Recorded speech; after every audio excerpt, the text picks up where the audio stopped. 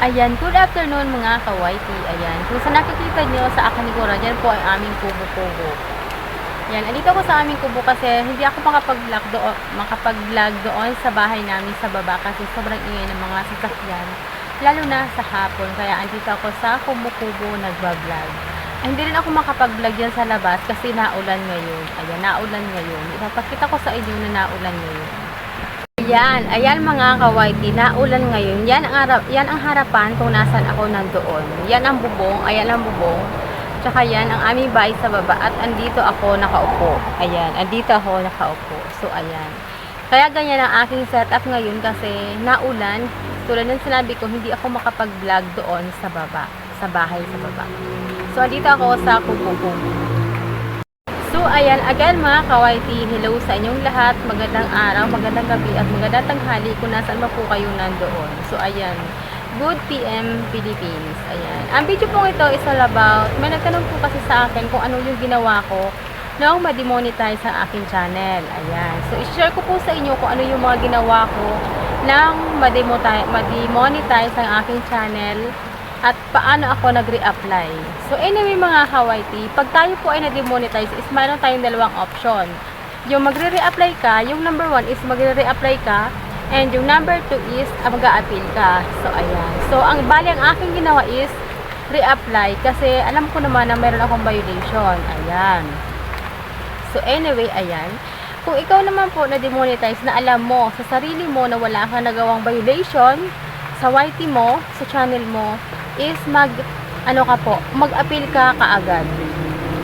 As in on the spot. Pag na-receive mo yung email na yon at na-demonetize ka na nga, pag alam mo na malinis ang channel mo at wala kang maling nagawa, is kaagad, appeal ka agad. Pero tandaan po natin mga ka-YT na once na kayo is mag-a-appeal sa YouTube, wag kayong magbubura ng kahit isa sa mga video na nagawa nyo sa iyong channel kung kayo ay mag-a-appeal. So, ganon. Kasi once na nag-appeal ka at nagbura ka kahit isa sa mga video mo, is madidetect yun ni Lolo at lalo kang mahihirapan pag ikaw ay nag-reapply. So, ayan. Kung gusto nyo po na reapply, ang gawin nyo, so ililinisin nyo yung iyong channel. At pag gusto mo naman mag-appeal, make sure lang po na malinis talaga yung channel mo at wala kang ginawang violation. At again, wag kang magbubura ng kahit isa sa mga video mo. Ayun po. So, ayan na nga. Ate Lenny, paano ang ginawa mo nang ikaw ay ma-demonetize? Ayan. So, eto na nga. Alam nyo naman mga ka-YT, noon pa naman kasi may nagsasabi sa akin na yung template doon galing sa CapCut, kung naalala nyo, yung mga prutas na bumabagsak tapos may picture ka, is template ang tawag doon. Template yon na galing sa CapCut application. Ayan. Yung mga prutas, yung mga eroplano, ganyan, yung mga manok na nagbubuka na lumalabas yung picture mo. In short, lahat ng may lumalabas kang picture na hindi mo sariling video at galing sa CapCut, kung tawagin is template, is hindi pwede kay YT. Yun ang number 1 na alam ko kung bakit ako na-demonetize dahil marami kaming na-demonetize sa ganung upload sa short. Ayan, number 1. Number 2, dati po kasi, kung napapansin nyo, kung talagang avid supporter ko kayo sa aking channel, is may napapansin kayo doon na last time na nagla-live ako before, ibig sabihin ng screencast, mga ka-YT, is lahat ng gagawin mo sa cellphone mo, dyan sa screen, is lalabas sa live. Ayan, ganyan. Kahit ano i-click mo dyan sa cellphone mo, lalabas siya sa live dahil naka-screencast ka nga, ganon. So anyway, ito na nga. Before kasi, nagla-live ako na lahat ng pumupunta sa live ko, lahat na nagbi-visit sa live ko is piniplay ko yung kanilang mga video by live. Ayan. By live ko siya ipiniplay na which is hindi pala talaga pwede ang ganun. Hindi pwede yun ganun. Kasi pati ads nakikita. Kumbaga, reused ako doon. Hindi pwede yung ganun. Okay, yun ang number 2. And number 3 na naka-demonetize sa akin is yung mga video ko na nilalagay ako ng background music na paulit-ulit. Yes, yung mga nilalagyan ko ng music, ng background music na galing sa CapCut na paulit-ulit. Yun ay isa sa mga dahilan kung bakit ako na-demonetize.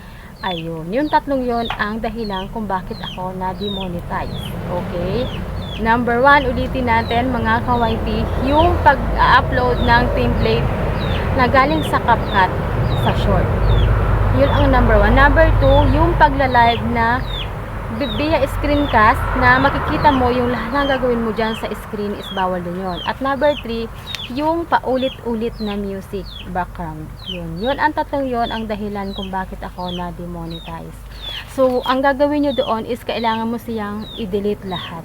So, make sure lang mga kawaiti na pag nag-delete kayo is i-monitor nyo yung inyong WH.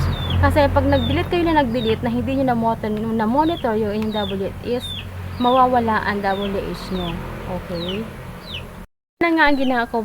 So, yun na nga ang ginawa ko mga kawaiti. Dinilit ko lahat ng video ko na template. Dinilit ko yung mga live. Tsaka, yung video ko na paulit-ulit ang background, dinilit ko din. So, marami akong dinilit. So, sobrang dami akong dinilit. Kasi alam ko, ayoko kasi na pag ako nag-re-apply is hindi ma-approve agad. Tsaka kung maaari, hanggat maaari, baguhin nyo yung iba nyong thumbnail. Magpalit kayo ng picture o kung ano man ang pwede nyong baguhin. Kailangan baguhin nyo talaga. Pero take note lang mga kawaiti. Ito ang importante sa lahat. Once na demonetize kayo, halimbawa lang, kunyari ako, na-demonetize ako ng June. Nasa Saudi pa ako noon ako ay ma-demonetize. June ako na-demonetize. Ang i-check nyo lang na video is 1 month. 1 month ago nang kayo ay ma-demonetize dahil ang review ng ating channel, ng ating mga video is 1 month lang. Di ba kung napapansin nyo, mayroon tayong notification or mayroong email sa atin si YT na ito ang naging subscriber mo, ito yung views mo sa isang buwan.